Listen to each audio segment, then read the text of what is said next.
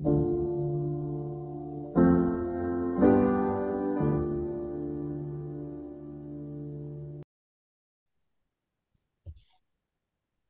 everyone, and welcome to another episode of the Compelling Conversations podcast. Today is perhaps it is my most special episode because I'm hosting my father. Baba, thanks for being here. You're welcome. Assalamu alaikum. Salam. So I wanted to begin and ask, do you have a favorite film? And if so, why is that your favorite film? Um, I do have a lot of favorite film, but I think the most favorite film that I have is Malcolm X. Uh, when it came first time in a movie theater, um, I don't remember why. I just went to the movie theater, um, and I watched 3 hours straight that movie. I did not go to the like just take a little break for the bathroom or anything. Uh, and then when I saw the movie, I saw those shots.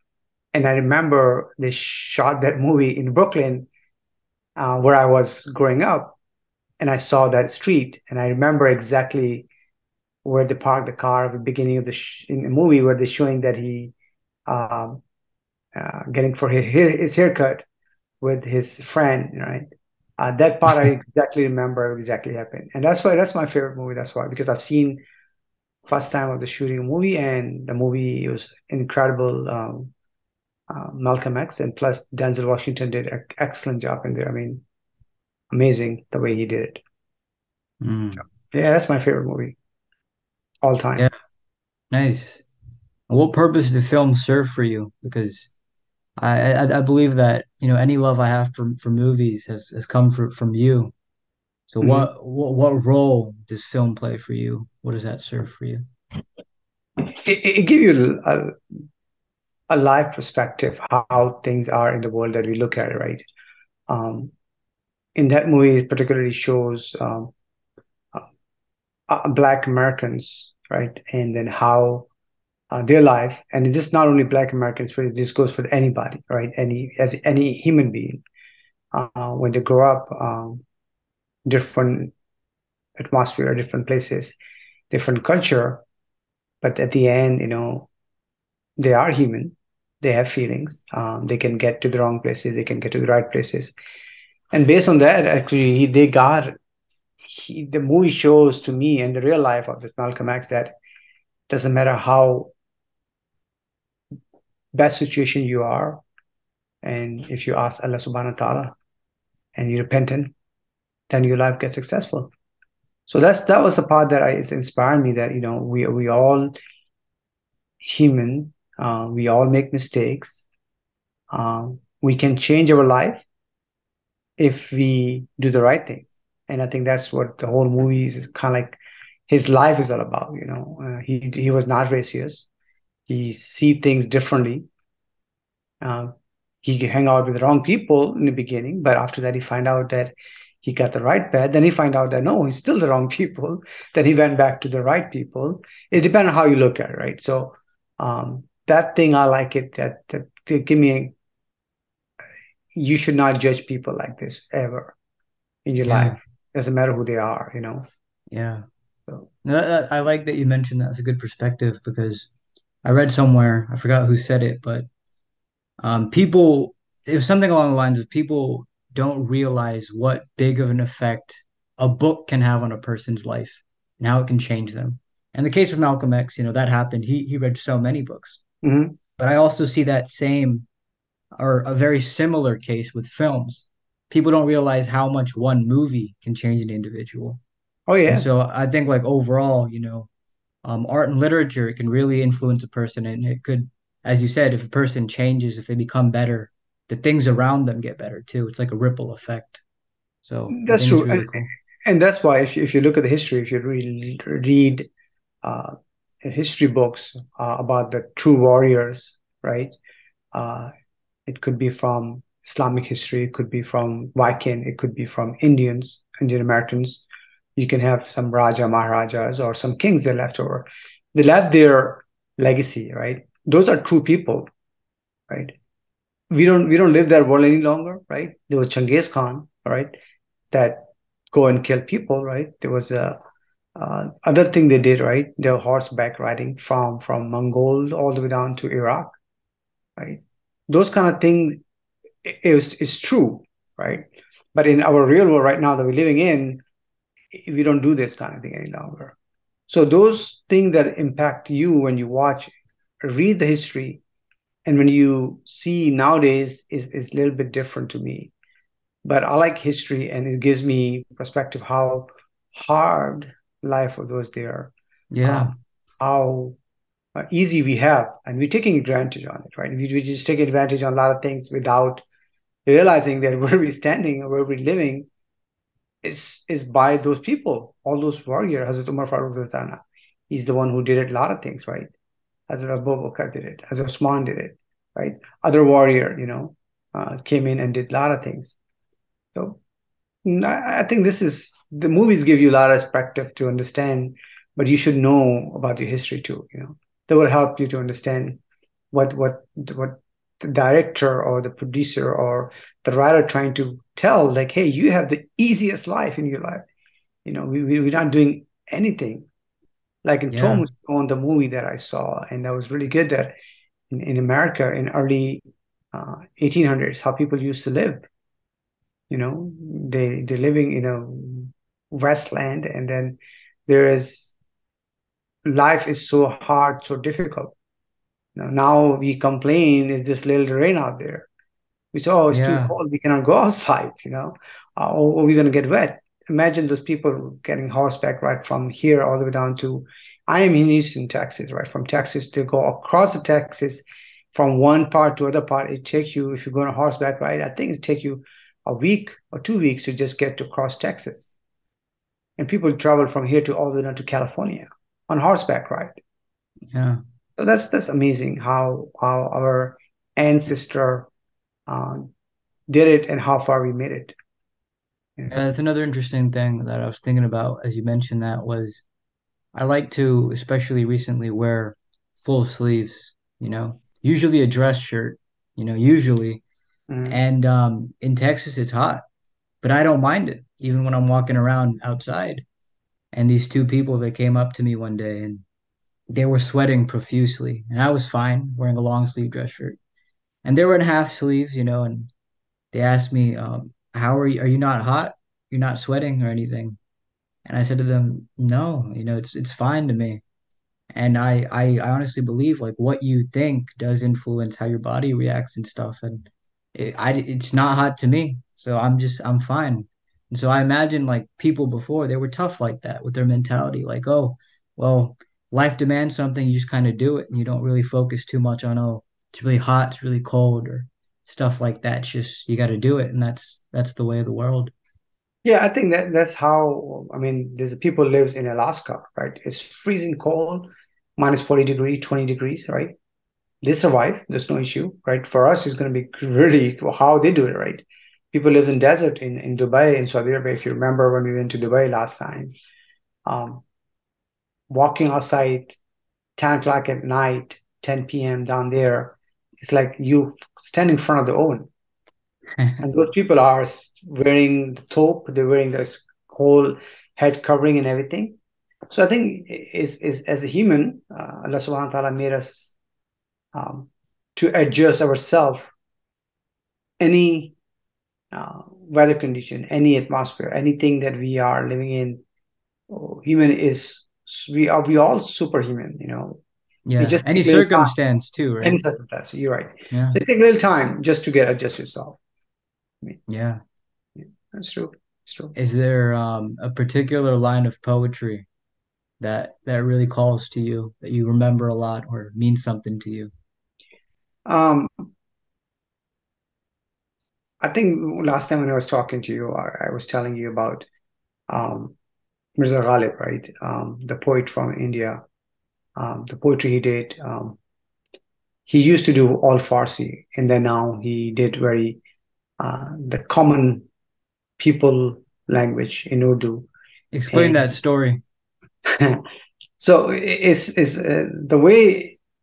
So Ghalib was very he was a Farsi poet. He started with his Farsi in the beginning, and then people do not understand him very well. Not everybody. The common people does not understand him. He sit with them all the time. He tell them all those Farsi poetry, but people like, yeah, whatever, they do not understand him. He did not have any space in a king place where he can go and do things. And one day he was sitting in a marketplace where he used to go hang out with his friends. Um, and he heard there used to be in old time people used to come for beg and they used to sing poetry or some naats or some other stuff to make some money. And this guy was reading a poetry. It was very nice and very simple poetry that anybody who understand Urdu can understand that. And it's like patta patta, buta buta, hal hamara jane hai, जाने ना जाने गुल ही ना जाने बाग तो सारा जाने hai. Means it's like there's a garden. In the garden there is a tree. Every on that tree, on that ground, on that whole garden know everything about how hardship that the leaves, the tree took in entire winter, summer, everything. And then there was at the end there was a flower grow up on that at the end. He did not know how hardship was there. So it's very simple words in there. So from their perspective, Ghalib realized that I should talk something very lean or very common language so people can understand me. From there, he started his poetry in very common language, and people start liking it, and people start to understanding it, and that was amazed me too. Like just if I want to talk to someone, um, if I talk to someone in alien language, he's not going to understand me, right? Um, if today if Einstein come out here and he start talking to me about physics, I have no clue. I would say, hey, I'll be impressed. He's Einstein. But other than that, I have no clue, right? So he Yeah, has to have you. So you have to go to the people level when you're talking to them. If you're talking to kids, you talk their language, right? If you talk to him yeah, about something different, he's not going to understand. So you have to yeah, know your audience when you're talking to some people, and yeah. It's that's what I like interesting. about Khalid. Yeah, the way I, heard that poem was more like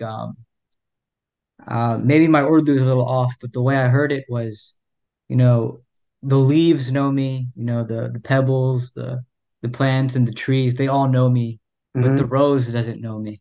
That's the way I interpret it as. Yeah, I thought it because was interesting. no, you're right. You're right. So Rose does not know you. The reason he does not know you, he didn't know the hardship went through, right? When the tree was growing up and the leaves was growing up, there was winter came in, there was a summer came in, it was hot weather, it was cold weather. At the end, the gulab or the flowers there, he didn't know that what hardship was that. Yeah, So very yeah, simple. Everybody knows about it, but he doesn't know. He's right there. yeah, yeah. Like the way I see it is like a romantic lens. Yeah, Like the it's world right. knows you, Yeah. but the beloved doesn't. So it's Right. interesting. That's true. That's true. That's true. Yeah. Yeah, there's There's now a couple of more poet out there in that there we should understand, listen to them so you can understand. Like Iqbal is very good too. But it's very hard for me to understand him, the way he does it. Yeah, one of my favorite lines of poetry is by Shams, and I don't know the Farsi, but in Turkish he says, "Ne biliyorsun hayatının altının üstünden daha iyi olmadığını," which Hmm. means, how do you know that your life wouldn't be better turned upside down? And that thing I think was a real catalyst for me to even write my own books. Such a Hmm. inspiration, and I think it connects to everything we've been talking about. A Hmm. person doesn't know how far their influence extends. Whether That's you're true. Shemps or Ghalib or Malcolm X, you don't know. You can do a thing and it's just ripples and waves. So I think that's a really cool thing.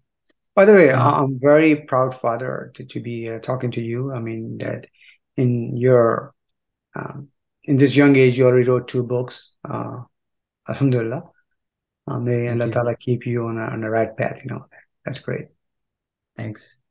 Mhm. Yeah, one of the things that I really like, I'm a huge fan of Pirates of the Caribbean, and Jack Sparrow is perhaps by one of my favorite characters of all time. And people, including you, I imagine, are always confused, why I like these movies and why I like the character of Jack Sparrow. And on the surface, he seems a bit aloof, kind of bohemian, kind of strange, just doing whatever he's doing. But he's actually a really smart guy, and it's just that's just how he plays things.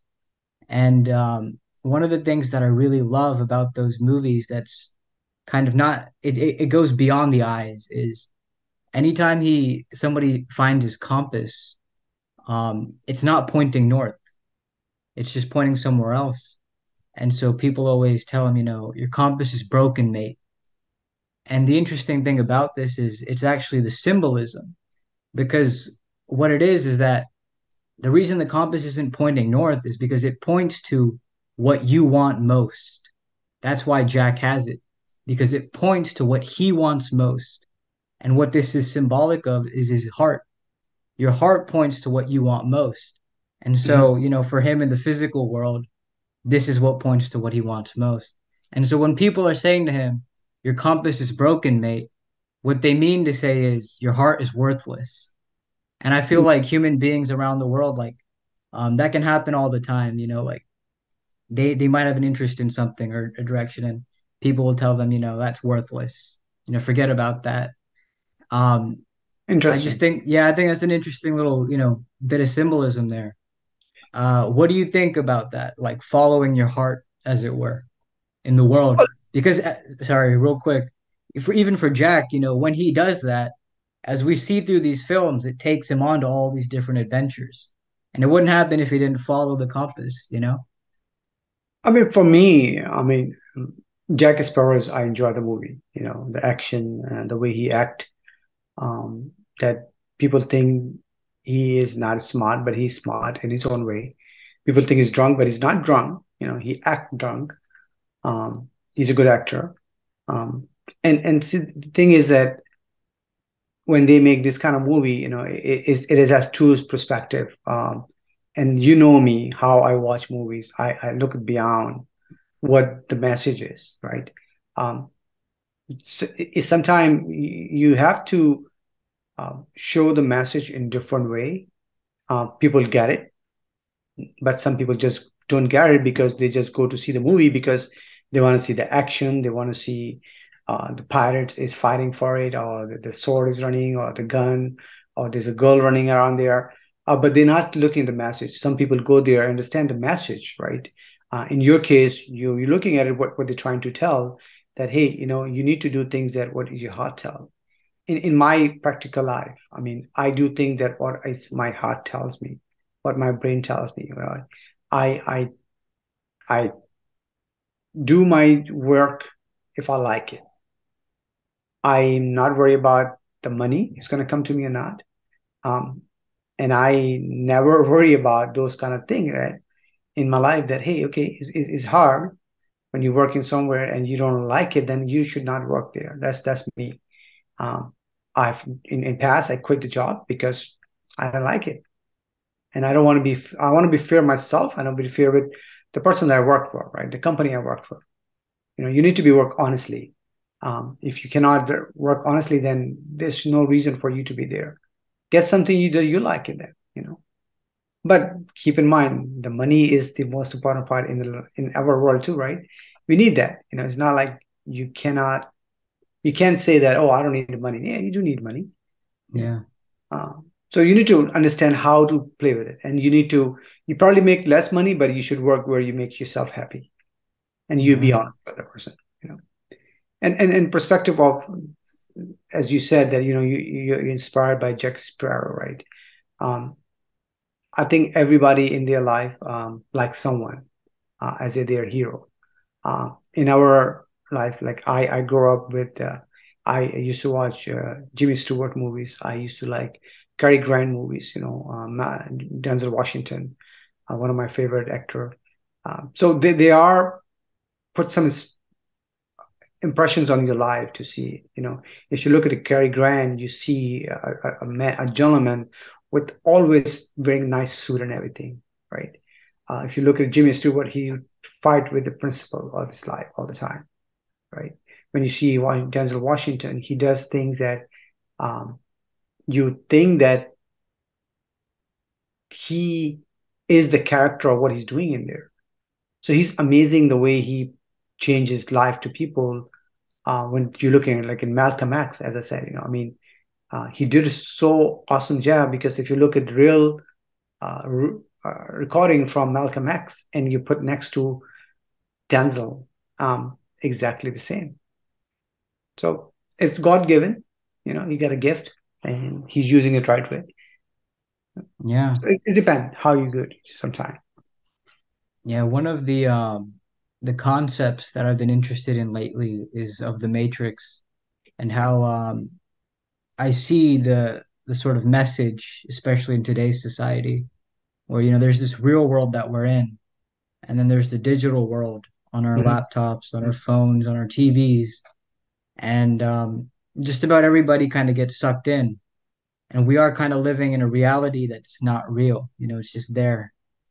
Um, I, you, I don't think you're someone in the Matrix. I think you're someone who knows how to live in the real world. What do you think? What do you think has kept you that way? Um, I think my age, because I grew up when there was no digital at that point, right? Um, when I grew up, we used to have black and white TV, right? Um, so there was things was there was that the technology was coming up, and when I got up to my 20s, then there was a boom of technology came out. I remember I liked the technology from the beginning. I used to, when my dad got a first small radio with cassette recorder in there with songs from Michael Jackson, we bought it. Um, I used to open the radios and repair myself. Things I do, TV, I open it from the back and take the things out. Used to be, you probably have not seen those TV. They used to have tubes like this big bulbs, and like not one is 10 or 20 bulbs. You take it out, and if it's fused, you buy a new one, put it in there. um, I did the practicals on those kind of thing. And then when I turned 20s, there was a cameras comes out, like digital camera. People are like, wow, this is amazing. Then I bought uh, in my family, I think I bought first uh, Apple like a desktop, and we don't know what was it, how to play with it. So I used to have a little game in there, a drawing thing in there that I was used to do, and I had it, and we played. This is my first Apple desktop, and Apple came out first time, and I think somebody sold it to me for a couple of $100. I don't remember how much was that. And then technology. So I learned the phases of technology. That's why it did not impact me Mm. because I can't survive without the technology. I think the only reason I have the phone, that smartphone that everybody carry, because is everybody using it, right? But I need to contact with my family.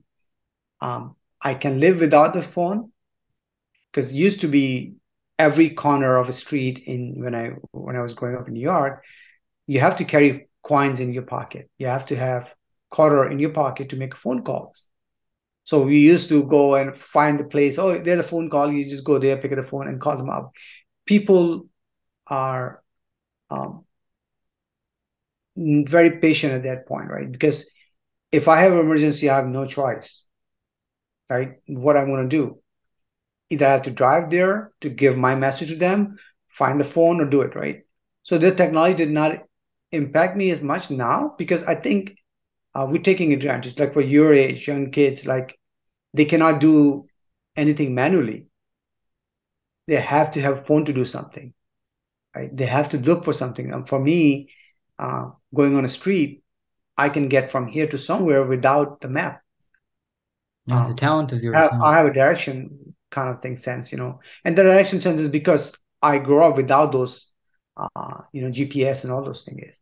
You give me the address, you tell me you're in north or south, and I figure It's out like okay how to get there. a God-given thing, huh?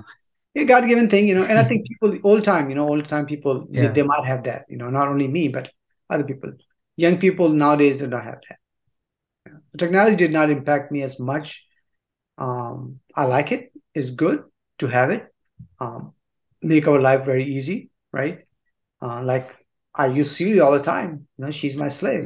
That's an interesting thing. that you said there. Like it makes our lives easy. And I was listening somewhere that it's not the purpose of human beings to live these really comfortable, fat, in the pen lives. That purpose is for cows. They're supposed to be comfortable, fat, eating inside like a little area. And so it's interesting that this is the things that technology are doing to us. And this kind of segues into another thing I wanted to ask you. Do you think New York made you tough, or were you always tough, do you think? I was always tough. New York did not make me tough. Um, I was growing up. I uh, I'm a very calm person. I mean, I don't get angry right away. I don't get upset. Um, I'm not afraid most of the time. Yeah, I mean, there's a fear of everything, but I'm not fear of my life. I mean, we all have to die one day, right? So I'm not afraid of that thing. I'm not scared. New York made me a little bit tough, maybe you can say that. Um, you haven't seen that. I grew up. I went to Bushwick High School in Brooklyn, New York, and I did not know until recently. I saw 70. There's a documentary called 71 or 70 75, I think. Is on I think Prime, Amazon, or somewhere there. Um, and when I was watching it, I realized that in 86, 87, when we grew up in Bushwick area, that was the area where all the drug and all the mugging and the police corruption, all those things was happening. And I never got scared coming late nights to work from work or going to somewhere. Um, so I think both. I grew up being tough.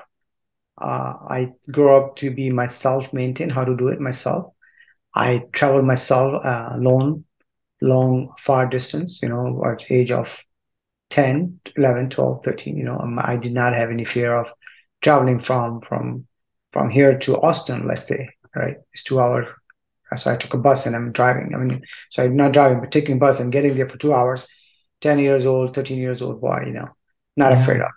So that made me a little tough, back home. And then when I came here, same thing.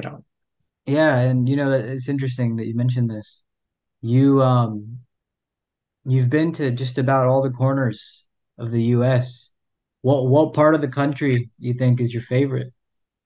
Um, so each because uh, as you mentioning, because I used to fly, right? So I used to work with JetBlue, and I had opportunity to fly to different part of that country. Um, I like West Coast. California is nice, beautiful. San Diego is very nice. But if you go other side of a country for East Coast, you will like Boston, you like Burlington. It has own beauty, right? Each area has this own way. Um, so I like it. The reason I like East Coast because of those beautiful mountain and green tree and the snow and all those things. But when you come to West Coast, you see beautiful beaches, you see beautiful palm trees and everything. So Yeah. this, and then I went to Caribbean too. So I mean, the Caribbean is the area that um, what they show you on TV is not exactly it is. It's a little bit different. But it's beautiful because God has nature. Allah Ta'ala Subhanahu give us this beautiful nature, right? The sea, the trees, the land. Yeah. Be surprised when I went to Saudi Arabia. I was shocked to see those uh, mountains that like all those rocks, black rocks, right? And no tree, far as far you can see. So I like in America different East Coast, West Coast has both beauty and so on that you Yeah. can. Yeah, I That's a like. good point. What about in the world? Is there a particular place that you've been to that you like the most, you think? Um, I think I like Turkey, Istanbul. Um, it What has do you like about Istanbul? is the food. It's not exactly the food, but it is the weather. I like it because you have the cold and hot weather there in a way, Yeah. and you are in it's like you are in Asia and you're both places at the same time. Crossroads of the world, right? Crossroad to the world, and you can see people there both, right? You can see same people, but you can see European side, or you can see Asian side in there. You can Yeah. see women's driving or walking with this headscarf or cover their heads and everything, but you also see ladies or other men's living in European style or American, and I would say Western European style. style, Western Yeah. style. Yeah. So that's the really good part. Um, I The like that. contrast of cultures. Yes, it is, and it's kind of like it's like an America melting pot kind of thing, but is more traditional melting pot there. Yeah. With the European side, with the Asian side, and mixed together, and they give you a lot better perspective. In America, it's different, right? Is America Yeah. is huge melting pot, so that's different. I like it. Yeah, I like Istanbul a lot. Yeah. I remember the first time I went to Istanbul, I really liked the jamis, the masjids, Hmm. and what was, here in America, the masjids are, they're just buildings, but when you go over there, like, wow, look at this like Yeah, historic, historical. monument, and it kind of Yeah, the you kind of Hagia stand Sophia. there in awe, you know? Yep. Like Hagia Sophia is amazing. Like is Yeah. like what couple of how old is it? 1400 years plus, 1400 plus, right? So I mean, come on, you don't get those kind of thing. And when you go in there, you're amazed the stone they put it on there, the doors, the Yeah. And all the pathway. history it's witnessed, right? Yeah, yeah. As I said earlier, right? You learn from your history. Those people did it for us, right? Yeah. All those warrior left, and that's how we're living a luxury life now. Yeah. Yeah.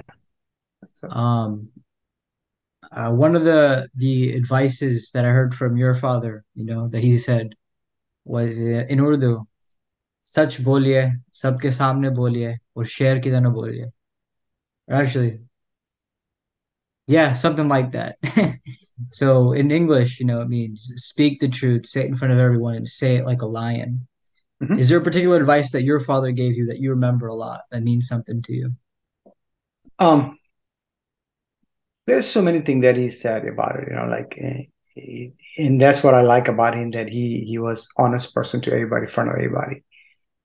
He is very uh, kind of like a hawk, he's in truth. When he's telling to someone, it does not mean if I made a mistake and I'm his son, he will tell in front of everybody, no, he made a mistake, right? He does not um, take a favor on other kid than you because you made a mistake or not. Um, and that's what we're supposed to do in our life, right? We're supposed to be honest opinion. You can sit there, and then it is the only difference is how you say it, right? My dad was a little bit harsh on some time, but now I realize it was good for us, good for all my brothers and sisters, all my siblings, right? And they now realize it that when your parents are harsh and sometimes for you, it's good for you. It's not um, now because I remember my dad used to tell me like जब तुम्हारे बच्चे होंगे ना तो तुम्हें पता चलेगा means like when you're gonna have your own kids you will feel it, and now I can feel it, right? When you get sick, when Hamza gets sick, when Anusha gets sick, I mean, I feel it. Same thing. I 100% sure my dad will feel it. When I'm away from while, he knows he's staying up late night, you know. So he knows, or now I can feel like what he's talking about. Used to be like, what are we saying? I don't understand. Now I understand because I got my own kids. And I think you're not gonna understand until you get your own kids. So I like his advice. Many occasions he told me, be true to yourself. Um, Things come and goes. I have very um, good relationship with him. I used to go and talk to him about anything that I had a feeling about it. I take advice from him. I give him advice to him also. Um, but just to get knowledge for myself. That's what it was. Yeah, So, that's really admirable. I'm mhm. curious, do you have an advice you'd give to me at the cusp of 22? Um, so be honest to yourself, right? Respect. First, you learn how to respect yourself, then you can respect other people. You cannot earn the respect, right? You cannot ask for respect, you need to earn it. And the way you earn it is you respect other people. It does not matter is young or old. Um, Make sure that stray stay on a straight path. What Allah subhanahu wa ta'ala told us, right? Uh, do not dishonest to anyone. Who do you work for? Don't be dishonest to it, right? Follow the path of Rasulullah, right? Just follow the Quran and Sunnah, right? And if you ever have a question, if I'm not here in this world tomorrow, if you ever get stuck on something, go open the Quran, read it, and find your work. Go follow the Sunnah, right? Check it out. Open one of the hadiths, and they will guide you to the right path. That's all I can say. I mean, life is very short, right? It's like life is like a butterfly, full of color, full of joy. You wish you can survive 105, but you only fly 85, right? So just be honest to yourself, follow the path of Allah subhanahu wa ta'ala, what's been guide to us, and hold on tightly with Quran and Sunnah, and you'll be fine, inshallah. Yeah, sure. Thank you. That's beautiful advice. Mhm. And that was your poem, huh? Your own Yeah, poem. that was my fault. Yeah, I used to Nice. do little poetry. I don't do that anymore. It's kind of like as usually sometimes come to you. So Yeah. I used to Yeah. write when I was used to travel, but I don't do that anymore. So yeah. Yeah. And you said, the advice, be true to yourself. That's one of my favorite Greek epithets. Hmm. It's a kataton demone too. Remain true to your spirit, Yep. to your higher self. That's cool. But this has honestly been my best conversation. Thank you so much for being here, Baba. Same here. Same. Wondering, in the minute that we have left, do you have any closing thoughts? Anything you felt like you wanted to say, you didn't get a chance to, or something on your mind? No, Allah Ta'ala keep you in right path. Pray for all of us. Pray for all Muslim and anybody. Uh, Thank you for inviting me and trusting me. Um, it's not that easy being a father, right? Sometimes I find harsh. Maybe there must be some reason for it. So you just have to be bear with it. But in your life, next step you're taking it, being successful, um, you have a beautiful journey in your life, right? Yeah, And enjoy inshallah. your life, you know. Thanks. And I don't want to be cliche, but you're the best father. I love you a lot. You're an amazing man. And Jazakallah. I of course I revere figures and myths and movies, but the greatest hero is you. So thank you. Thank you. Thank you. Yeah. All right. Until next time, inshallah. Right. Next time.